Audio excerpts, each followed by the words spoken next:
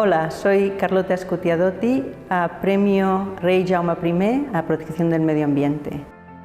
Empecé a trabajar en temas antárticos. Me di cuenta que los polos eran un elemento crítico en el sistema climático global y que las cosas que pasaban en los polos no se quedaban en los polos, sino que afectaban a todo el planeta. Y me empezó a interesar mucho el problema de que con el calentamiento global, cómo iban a reaccionar los mantos de hielo que cubren la Antártida, ¿no? Y la expedición de perforaciones oceánicas 318 surge de esta inquietud. Bueno, la aragonesa de Monzón fue a América a trabajar durante 17 años y cuando hubo la oportunidad de volver a España, pues la oportunidad surgió en Granada. Me apoyaron mucho profesores de este instituto y no lo dudé, vine a Granada y además aquí estoy muy contenta y muy feliz. Aunque tengo mi corazón también en Monzón, claro. Mis padres eran muy montañeros y muy de ir a Pirineos cada 2x3. Y entonces sí que es verdad que yo me crié yendo al monte y viendo esas montañas y esos pliegues y me llamaban la atención, ¿no? Me daba curiosidad. Entonces, bueno, cuando llegó la hora de elegir la carrera que iba a estudiar, pues no lo dudé, fue geología. Y la verdad es que estoy muy contenta, soy una privilegiada en que trabajo en lo que a mí me gusta, ¿no? Pero no había nadie en la familia previamente, entonces pues fui pionera. Tengo 3 hermanos, somos 3 en total y yo soy la del medio, o sea que ahí estoy y mi hermana es traductora, intérprete y mi hermano es empresario, o sea que muy bien, todos.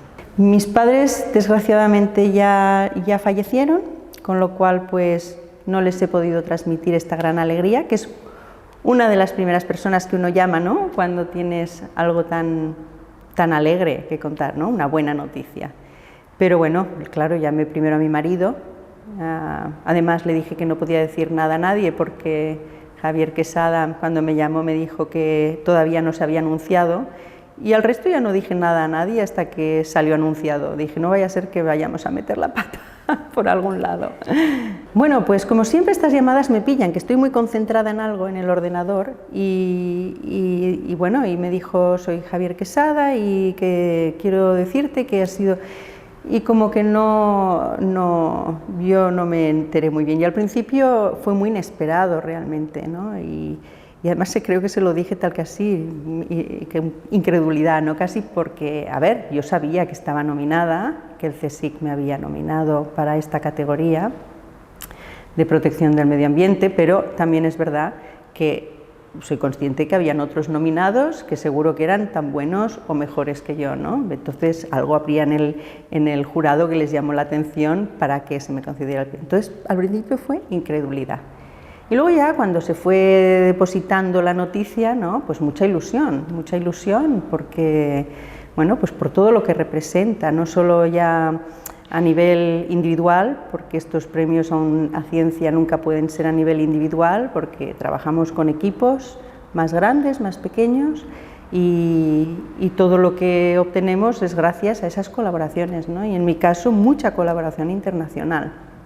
Entonces, pues bueno, muy agradecida por haber sido escogida entre todos los nominados. Pero tuve como una especie de fases, ¿no? Fui en fases. Yo hice geología en Barcelona porque, bueno, ahí tenía familia y entonces tenía estaba más cómoda. Y bueno, hice la carrera de geología en Barcelona, empecé a trabajar en Barcelona, en el Instituto Jaume Almera, que era en ese momento. Y bueno, empecé a hacer al principio trabajo de campo, pero una vez me invitaron a ir a una campaña de mar y cuando me bajé de esa campaña dije, yo tengo el alma de geóloga marina, más que de geóloga de martillo, ¿no? Y por ahí tiré en geología marina. Y a través de campañas conocí al que hoy es mi marido y me fui a América por amor, no por trabajo. Me fui a América por trabajo, por amor. Y entonces, eso sí, estaba haciendo mi doctorado y continué haciendo mi doctorado, acabé el doctorado y empecé a trabajar en Estados Unidos. Entonces estuve en el US Geological Survey, estuve unos, no sé, 6 años quizás. Luego estuve en la Universidad de Stanford, que estuve unos 2 años, y luego me salió un trabajo en Texas, A&M, en el programa de perforaciones profundas de los océanos con intereses científicos, con objetivos científicos, y ahí que me fui a Texas. Fue un gran cambio desde California, he de decir que al principio dije, ¿qué he hecho? Pero el trabajo era muy interesante y la verdad es que compensó con creces, ¿no? Y de allí salió la oportunidad de volver a España. El trabajo de Texas implicaba mucha ciencia, pero también mucha gestión, y entonces yo veía que el apartado de gestión ahogaba mi carrera científica, y entonces empecé a buscar otras posibilidades fuera. Y una de las posibilidades que salió fue la primera convocatoria de Ramones y Cajales que salió en España. Y ni corta ni perezosa, aquí había 2 personas que me apoyaban mucho, y mandé mi solicitud y me dieron mi Ramón y Cajal, otro jurado que me vio con buenos ojos y ya está, y entonces me vine aquí a Granada y aquí estoy. Mi marido y mis hijas se vinieron detrás, todos, además era un momento que o veníamos entonces o ya no veníamos, porque mis hijas tenían unas edades un poco ya difíciles para el cambio, ¿no? Pero bueno, todos han sobrevivido, todos están contentos. Muy bien. Yo últimamente no me enfoco tanto en querer convencer a quien no cree que estamos realmente enfrentándonos a un gran reto, que es el cambio global en general, porque el cambio climático es una parte de. Y bueno, prefiero enfocarme en intentar que la gente se mentalice y en buscar pruebas científicas que demuestren el cambio y que ayuden a mitigar el cambio, y yo me enfoco por ahí más que en preocuparme de los negacionistas o escépticos que, bueno, pues ante la evidencia, pues no sé, cuando no quieres ver, no quieres ver. La expedición 318 surgió de un proyecto que escribí con colaboradores, pero yo era la proponente principal, 10 años antes de que esa expedición tuviera lugar. Es un programa muy prestigioso de perforaciones científicas oceánicas que perfora por todos los océanos del mundo. Y las cuestiones que pretende solventar están dedicadas al cambio climático, están dedicadas a riesgos geológicos, terremotos, maremotos, etc. Se preocupan también de vida en ambientes extremos. Entonces, mi propuesta era una propuesta más en un mar de propuestas. Y ahí tiene que seguir un camino de evaluación, y siguió el camino de evaluación y llegó a estar muy bien evaluada. Pero el problema es que los barcos de perforación van muy poco a la Antártida. La Antártida es un sitio difícil de operar, hay mala mar, hay hielo, es muy hostil, ¿no? Entonces, bueno, al final se consiguió que ese barco fuera ahí 10 años después de la primera propuesta. Las preguntas, las hipótesis que planteaba la propuesta seguían siendo de actualidad. Y bueno, tuve la suerte de que entonces, como era la proponente de la propuesta con otras personas, pero era la coautora principal, se me nombró jefe científico de la campaña. Nosotros teníamos ya unas evidencias anteriores de que quizás era un punto clave en la Antártida que nos podía demostrar si los casquetes reaccionaban rápidamente al calentamiento en el pasado. Porque toda la investigación que hago es mirar, no tengo una bola mágica para saber qué va a pasar con estos casquetes en el futuro, porque nunca hemos experimentado un calentamiento como el que tenemos desde que tenemos medidas instrumentales, ¿no? Entonces nuestro método de trabajo es que usamos el registro geológico, los sedimentos que se depositan en el fondo de los océanos, que guardan las condiciones ambientales que existían en cada momento en el que se depositaban esos sedimentos, y para nosotros son como un libro abierto sobre la historia terrestre.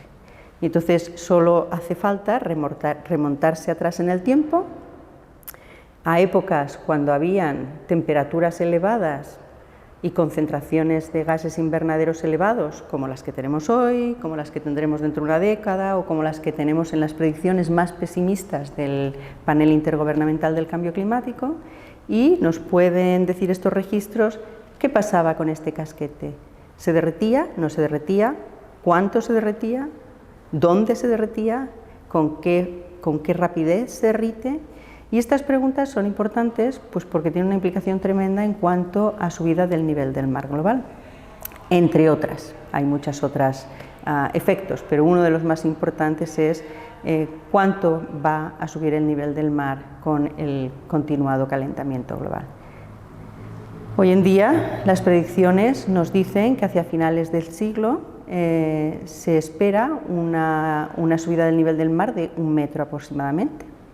Eso es mucho, pero el propio informe del panel intergubernamental del cambio climático nos dice que esas proyecciones no tienen en cuenta la gran incertidumbre que existe de la contribución posible de los casquetes antárticos a esa predicción, con lo cual podría ser mucho más. Y de hecho el registro geológico nos dice que en el pasado, en situaciones de calentamiento global más elevado del que tenemos actualmente, concentraciones de CO2 similares, pero con temperaturas más elevadas oceánicas, los casquetes se derritieron y se derritieron mucho, y los niveles del nivel del mar eran mucho más de 1 metro de subida de nivel del mar. Entonces, este es el trabajo que hacemos, un trabajo de buscar en el pasado que nos permita entender los cambios que tenemos ahora, ¿no? Porque la Tierra no había experimentado concentraciones de CO2 atmosférico como las actuales desde hace 4 millones de años, por ejemplo. Y entonces buscamos en el pasado para entender mejor el presente, para informar el futuro. Y lo informamos porque cada dato que encontramos se puede utilizar para calibrar los modelos que se utilizan para hacer estas proyecciones de cara al futuro. Es un programa internacional en el que participan 20 y tantos países, va cambiando según, y España participa en un consorcio europeo que se llama el Consorcio Europeo de Perforaciones Oceánicas Científicas. Entonces, bueno, me habían nombrado, el programa internacional me había nombrado jefe de campaña. Y la campaña tiene lugar pues porque la contribución económica de todos estos países pagan la operación de la campaña, que es aproximadamente entre 10 y 15 millones, ¿no? Dependiendo de las campañas, y de dólares.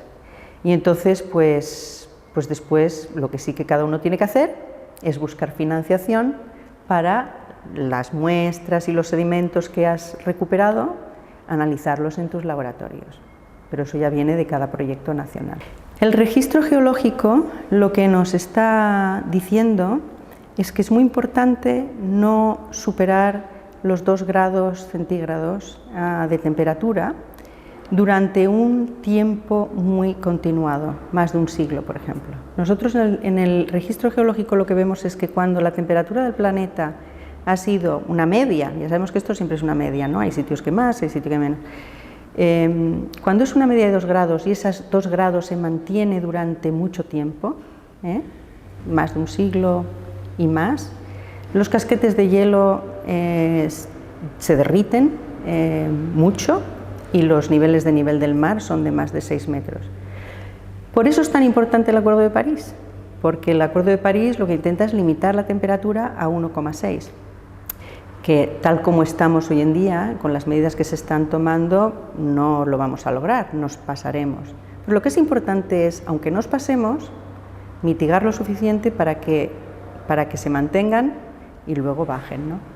El reto al que nos enfrentamos hoy en día con el calentamiento global es un reto que nos incumbe a todos y hasta ahora ha habido mucha palabra y poca acción. A todos los niveles, ¿no? Y eso es lo que tenemos que cambiar, hay que pasar de la palabra a la acción Y como que nos incumbe a todos, es una acción que la tenemos que tomar desde los gobiernos hasta las empresas y hasta el ciudadano, ¿no? Todos. ¿Qué puedo hacer como ciudadano? Tú te puedes preguntar, ¿qué hago yo en mis actividades diarias que puedan contribuir a la huella del carbono? Y vas a encontrar muchísimas.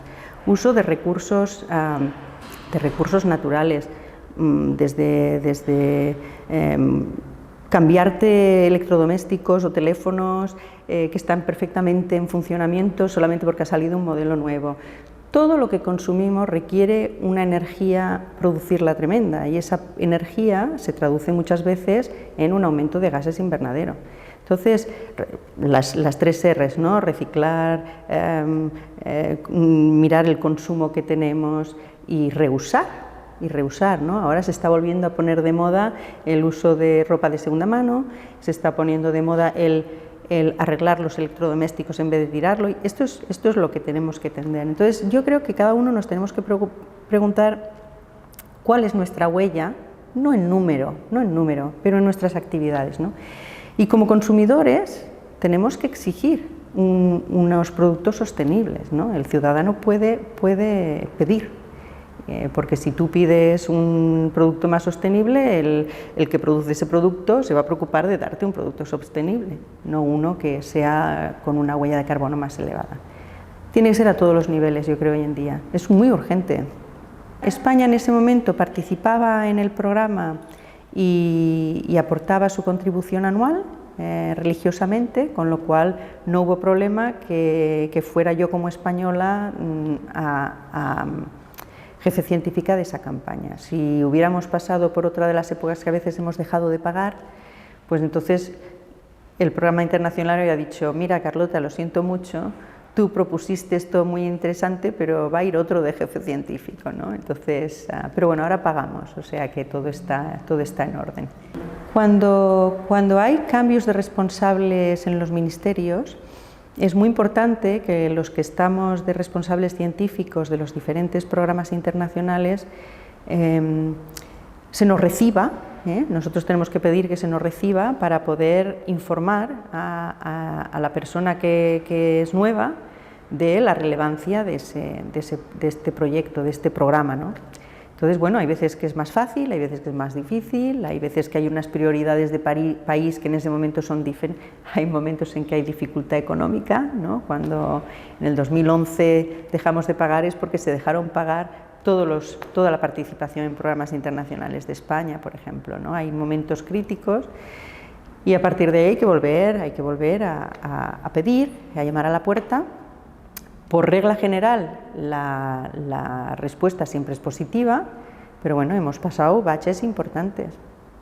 Más que más concienciados, echo de menos interlocutores que puedan actuar en referencia a una visión de más largo plazo, a una estrategia de país. ¿Qué quiere España? ¿Le interesa este programa? Si no le interesa a España, pues no participemos. A mí me sabrá muy mal, porque creo que la Comunidad de Ciencias de la Tierra española es muy activa, no solo aquí en Granada, pero en toda España, y que se beneficia de este programa y que somos en muchos aspectos líderes internacionales en muchos campos científicos de ciencias de la Tierra gracias a este programa. Pero bueno, si es una estrategia de país, es una estrategia de país. Yo lo que echo de menos es una visión a largo plazo. Pero es verdad que en España actuamos por presupuestos que se aprueban cada año, ¿no? Entonces, claro, como que vamos a cada año, a lo que hay, y eso limita en gran manera el poder tener una visión a largo plazo. Una educación social a nivel de pequeños, de niños, es fundamental. A nosotros nos preocupa mucho, por ejemplo, que hoy en día los currículums escolares incluyen muy poca ciencia de la Tierra, ciencias naturales, ¿no? Entonces, bueno, es el hacerte, el ignorar tu entorno natural. Entonces, nosotros nos dedicamos en cuerpo y alma muchas veces a actividades de divulgación y a charlas a los colegios y a todo lo que nos requieran para poder hacer llegar a esos niños, esperamos, un poco de entusiasmo, ¿no? Un poco de gancho de por qué estamos metidos en esto. Entonces, yo creo que la educación es vital a todos los niveles. Las fuerzas económicas y los intereses mercantiles a nosotros nos afectan principalmente en las prioridades de los programas científicos a nivel europeo y a nivel nacional. Sí que es verdad que lo nuestro es más ciencia básica, con lo cual tenemos poca relación con empresa, en nuestro caso, ¿no? Nosotros estudiamos ciencias de la Tierra, podemos tener conexión con el desarrollo de nuevas tecnologías para desarrollar instrumentación para el estudio de los océanos, pero sí que es verdad que más que las directrices empresariales lo que nos afecta son directrices a nivel científico europeo y español. Hoy en día tenemos una idea clara de lo que está pasando en nuestro ambiente. Tenemos el registro instrumental desde la época preindustrial. A partir de ahí hay diferentes registros instrumentales que nos permiten decir, oye, hay una tendencia al calentamiento en los últimos años, ¿no? Hay una tendencia a que el mar se está también calentando, no solo la atmósfera. Pero nadie sabe, a no ser que tengas el registro geológico, no puedes tener una perspectiva más largo plazo de lo que ese cambio significa. Entonces, lo que yo creo es que al mirar al pasado, puedes definir cómo ha impactado el cambio climático en el pasado, en mi caso a los mantos polares, pero también a los océanos, también a la atmósfera, también a la acidificación del océano, cómo ha afectado esos cambios ambientales del pasado durante épocas cálidas pasadas y de ahí aprender para el futuro. Entonces, ese aspecto de cambiante en las condiciones ambientales lo podemos definir porque tenemos una perspectiva de cómo han cambiado en el pasado. Con el futuro yo suelo ser optimista, ¿vale? Pero soy realista, no quiero ser una optimista de que todo está bien. Es un reto lo que tenemos delante, hay que ser realista, tenemos que coger las riendas y las tenemos que coger todos, a todos los niveles, gobierno, empresas, ciudadanos. Esto es una realidad, somos muchos en este planeta, tenemos unas actividades que si seguimos haciendo las cosas como las hacemos, lo único que vamos a hacer es empeorar. Si cambiamos nuestros hábitos, sin volver a la edad de piedra tampoco, no se está pidiendo aquí a nadie que retrocedamos Sí, tenemos la capacidad tecnológica y tenemos el conocimiento para emprender un camino que si bien va a ser más cálido, porque aunque dejamos de emitir hoy 0 emisiones, el calentamiento continuará durante una temporada, una época, porque las emisiones que se han puesto en la atmósfera tardan tiempo en desaparecer. Por ejemplo, el CO2 tiene una vida de 100 años. Lo que estamos poniendo hoy en la atmósfera, tenemos garantizado unos 100 años el CO2 en la atmósfera. Entonces ya tenemos una inercia de calentamiento y eso no nos lo va a quitar nadie. Por eso vamos a superar el Acuerdo de París de 1,6 grados centígrados y lo pasaremos. Pero bueno, podemos decir, pues nada, pues de perdidos al río, no hagamos nada y sigamos viviendo. Tenemos una responsabilidad muy grande con nuestras generaciones venideras. No podemos dejar un planeta a las generaciones venideras peor del que tenemos ahora. Y está en nuestra mano el hacerlo. ¿Empeorará? Sí, pero lo podemos frenar. Ahora nuestra tarea no es pararlo, sino frenarlo en gran manera y con el tiempo revertirlo. Pero por ahora no se puede revertir. Por ahora estamos en un camino de subida. En el instituto tengo un equipo de unos 5 personas, ¿de acuerdo? Esto cambia porque es estudiantes que van y vienen. En general, en el proyecto que ahora trabajo y en el que tengo vigente, trabajamos unas 40 personas, tanto nacionales, de varias instituciones nacionales, como extranjeras. Ahora tenemos involucrados Francia, Estados Unidos, China, Inglaterra, Holanda e Italia. China lo tenemos de colaborador porque cogieron muchísimos datos en la península Antártida. Entonces se nos planteó la cuestión de dado los recursos con los que nosotros contamos y todos los países, la Antártida es una zona en la que la investigación es de colaboración total y como que las barreras políticas desaparecen.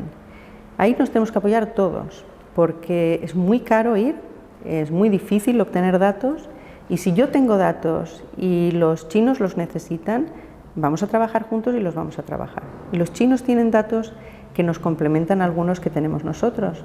Entonces, hablando con ellos, establecimos una colaboración y trabajaremos con ellos. Sí que es verdad que trabajar en equipos internacionales representa el reto cultural.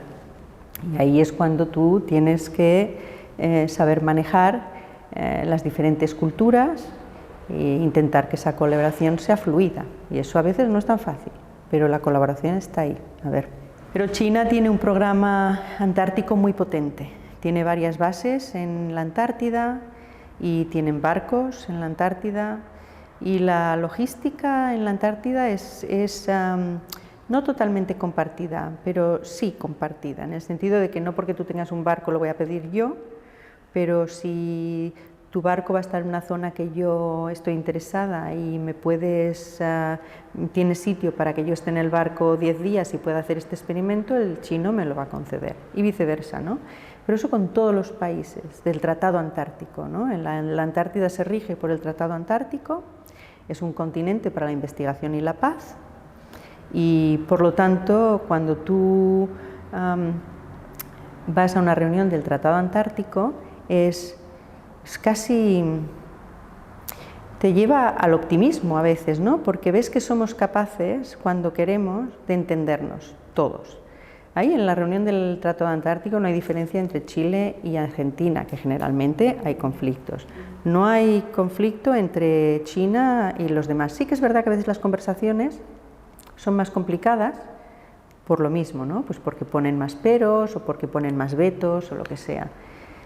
Pero está ahí todo el mundo sentado y hablando, y esto es casi imposible. Los rusos no se les ha vetado de la Antártida por el espíritu del Tratado Antártico. Sí que es verdad que es inevitable el que te afecte el conflicto mundial que tenemos desgraciadamente ahora, ¿no? Pero no se les ha vetado del Tratado Antártico. Y cuando están, antes de la guerra, había sintonía y había acuerdos que se tomaban entre todos los países, incluidos los rusos. Ahora tenemos dos nuevos proyectos, uno que es más internacional, de coordinación de equipos internacionales, que está bajo el paraguas de lo que se llama el Comité Científico de Investigación Antártica, y ese sí que participan, pues ahora se me escapa, pero igual tenemos representantes de 15 países, también ahí tenemos neozelandeses, tenemos australianos, me parece que hay un sudafricano, hay indios, o sea, tenemos...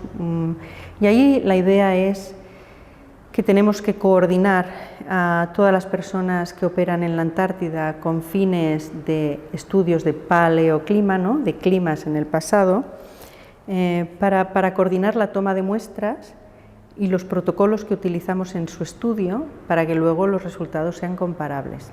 Esto es un proyecto a nivel de coordinación internacional.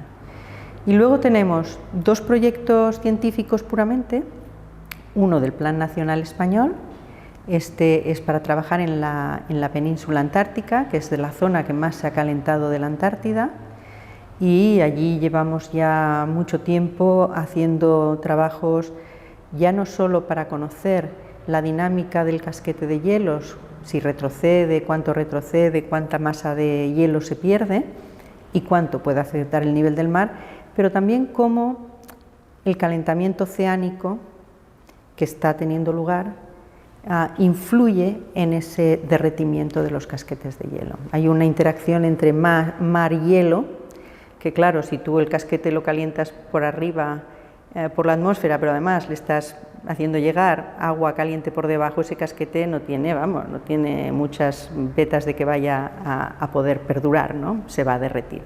Entonces estamos haciendo muchos trabajos de cómo el océano en el pasado, otra vez nos remontamos a 3 millones de años, 5 millones de años, 10 millones de años, 34 millones de años, y es mirando a estos modelos de diferentes condiciones de temperatura y CO2 atmosférico que nos proyecta el IPCC para el futuro, ¿no?, el Panel Intergubernamental del Cambio Climático, y vemos qué es lo que ha pasado con el océano, cómo ha cambiado el océano y cómo ha interactuado con el casquete de hielo.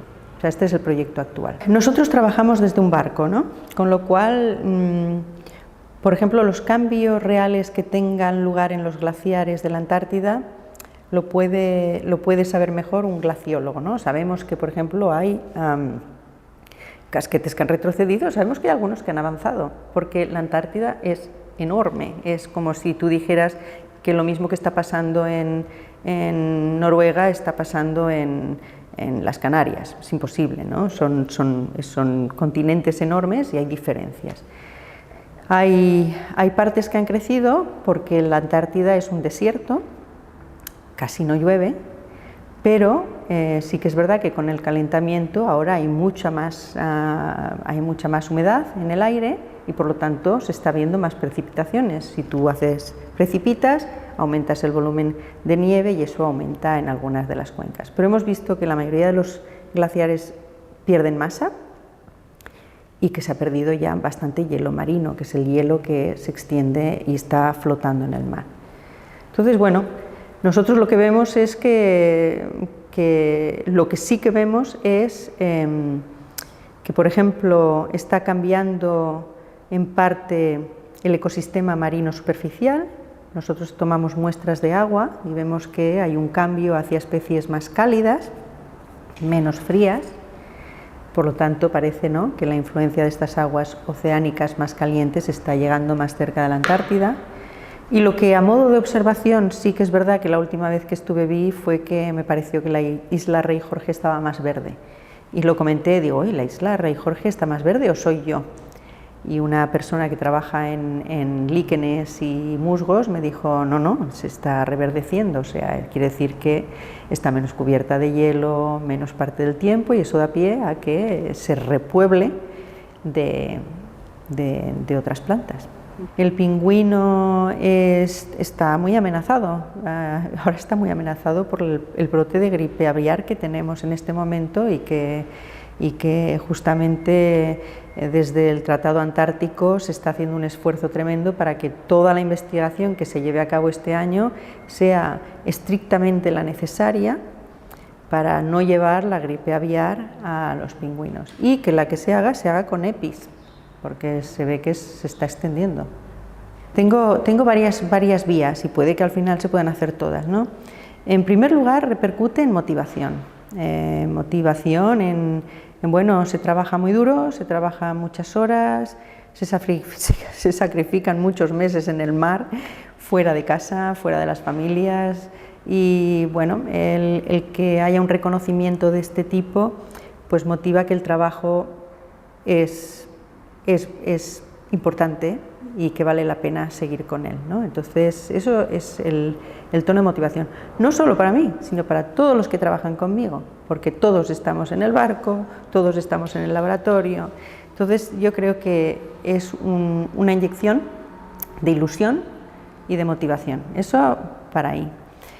En cuanto al uso de fondos del premio, tenemos varias cosas. En el sistema español estamos teniendo muchas dificultades últimamente en encontrar financiación para proyectos que puedan surgir, participación, diría yo mejor, en proyectos de a lo mejor de otros países o de otros grupos que te inviten a participar, que tú creas de una relevancia importante para nuestro trabajo y sin embargo no tenemos facilidad de encontrar financiación para ese proyecto, ¿no? En este momento tenemos uno de este estilo que es para estudiar a fondo el derretimiento de lo que es la plataforma de hielo del mar de Ross, que hace de contrafuerte a todo el glaciar que viene detrás. Si la plataforma se deshace, ese río de hielo no tiene el contrafuerte y se derretiría mucho más deprisa, ¿no? Entonces, bueno, hay un programa internacional que está liderado por Nueva Zelanda y en el que participan, creo yo, unos 6-7 países que por ahora han sido muy amables, pues porque nos quieren y nos consideran bien en mantenernos en el equipo de investigación, sin aportar cero, cuando los demás países han aportado una cantidad sustancial. Entonces, el premio no me va a dar para aportar lo que se necesita, pero sí para ayudar en la analítica, y van a necesitar ayuda en el pago de la analítica de las muestras que se recuperen. Pues yo ya he comprometido mi ayuda, porque ellos han sido muy amables de mantenernos en el proyecto de gratis, y es una manera de decir que hay buena voluntad. Y por otra parte, pues me gustaría que revirtiera en algún contrato de joven investigador. Claro, no da para muchos años de contrato, pero sí para que a lo mejor les haga de contrato puente entre una situación incierta al poder acceder a una plaza de consolidación de cualquier tipo. Entonces yo creo que esas son mis dos vías, que si puedo las tiro en paralelo, y si no, pues tendré que decidir una u otra, pero no he llegado a más. A veces cuesta generalizar, ¿no?, en esto de las mujeres, en el sentido de que hay, por ejemplo, un estudio muy interesante en el CSIC, en el que te está explicando la evolución de la carrera de la mujer investigadora. Bueno, y cuando ves, hay campos, muchos de humanidades, por ejemplo, en el que la mujer no está tan mal, cuando miras en números, ¿no? En ciencias está bastante mal. Ciencias de la Tierra es horroroso, ¿vale? Entonces, bueno, es difícil que no cunda el desánimo.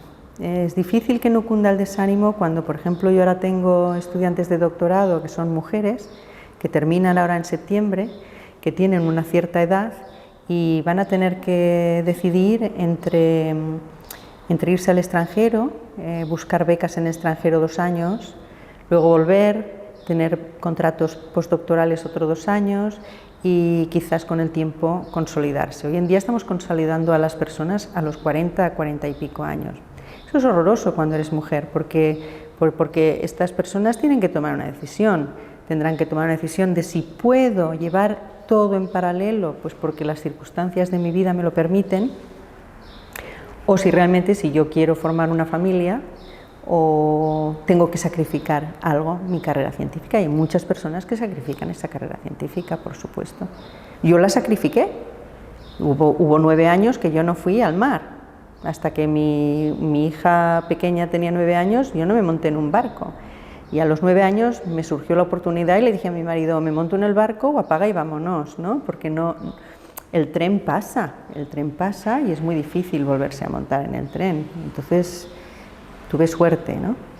Pero las mujeres se enfrentan a decisiones difíciles, sobre todo porque la carrera investigadora es muy dura, en el sentido de que no es fácil tener esa consolidación y a veces requiere el que estés yendo de aquí para allá. Quiere decir que yo he tenido contratos postdoctorales, pues que a lo mejor su pareja o su marido lo tenían en un sitio y ellas están aquí. Entonces, todo esto afecta y al final te fuerza a tomar una decisión. A veces lo puedes solventar y a veces no. Y ahí está de que tenemos el número de mujeres y hombres que hacen hasta el doctorado. Yo creo que en Ciencias de la Tierra hoy en día incluso es o igual o un poco mayor, no me acuerdo de las cifras exactamente. Pero a la que empieza a existir el científico titular en el CSIC, ya investigador, bueno, nos vamos cayendo, ¿no? La típica tijera entonces sí, yo les animaría a seguir, a perseverar y a priorizar las cosas que uno tiene que priorizar o que sientes que tienes que priorizar en cada momento. Hay momentos en los que me tengo que ir al mar, voy a priorizar, me voy a ir al mar, aunque me duele el corazón dejar a mis 2 hijas. Y hay momentos en que diré, pues mira, no voy a ir a esto, pues porque me voy a quedar con mis hijas. Entonces yo creo que si se puede encontrar ese equilibrio, adelante. Bueno, primero que hagan lo que les guste. Si hay algo en una investigación, hay muchas veces que, a ver, los doctorados son muy duros, son 4 años y se hacen mucho más agradables cuando es una temática que te entusiasma y te gusta, ¿no? Entonces, en primer lugar, si puedes, elige algo que te vaya a entusiasmar a hacer. Estate dispuesto a hacer sacrificios de tiempo personal, ¿no? Porque sí que es verdad que cuando tú te tendrías que estar cogiendo las vacaciones, pues te has de ir a un congreso o te tienes que ir al mar o lo que haga falta, pero al mismo tiempo que perseveren en lo que les interesa. Cuando yo estaba trabajando en Estados Unidos no existe el funcionariado que existe aquí, no existe este tipo de contratación. Entonces yo iba de contrato en contrato y mi mente, yo lo que tenía era, mientras haga lo que me gusta y pueda, lo haré. El día que no pueda, pues porque no encuentre trabajo, porque no pueda renovar un contrato o lo que sea, pues creo que tengo muchas cosas que ofrecer al mundo y ofreceré otras cosas. Pero mientras tú puedas encontrar esas oportunidades que te permitan seguir en línea con lo que te guste, pues adelante, porque sí que es verdad que, aunque la persistencia no lo es todo, que no lo es, porque también tienes que tener suerte, pero bueno, sí que paga bastante al final. Mis hijas, cuando estaban acabando cuando iban a elegir carrera, les dijimos que tenían que elegir lo que les gustara y que no importaba si no estuvieran seguras, que tenían la suerte de que si se equivocaban siempre se puede uno equivocar y se puede volver a empezar. Entonces les dijimos que sobre todo se orientaran en lo que les gustaba y que no se preocuparan del mercado de trabajo que había detrás, porque a veces el mercado de trabajo siempre es difícil en todos los aspectos. Yo no conozco muchos jóvenes que salgan de economistas o que salgan de tal, a veces los ingenieros sí quizá, pero bueno, veo muchas carreras y veo hijos de muchos colegas pues, que tienen dificultad al principio en encontrar algo. Entonces primero haz lo que te gusta, porque yo conozco muchísima gente que es muy feliz en sus trabajos, pero no están trabajando de lo que estudiaron en su origen, pero lo que tú has estudiado te ha gustado y siempre te servirá.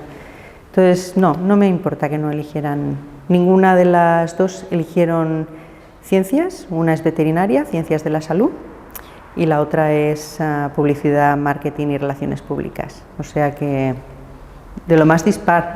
Mi marido es geólogo marino, solo que su temática científica no tiene nada que ver con el clima, sino que cuando él estaba trabajando era el auge de búsqueda de recursos naturales. Entonces, durante gran parte de su carrera, de hecho, trabajó en la exploración de hidrocarburos, cosa que luego dejó, porque claro, es cuando ya uno se da cuenta de que esto quizá no debes estar haciéndolo. Y entonces él ahora se dedica ha hecho mucho trabajo en riesgos geológicos, en investigar frecuencia de sismos, de terremotos y todo con el registro marino. O sea, los dos somos geólogos marinos y eso yo creo que nos ha ayudado a entender el que cuando uno se ha de ir al mar, se ha de ir al mar y cuando el otro se ha de ir al mar, se ha de ir al mar. Eso ayuda.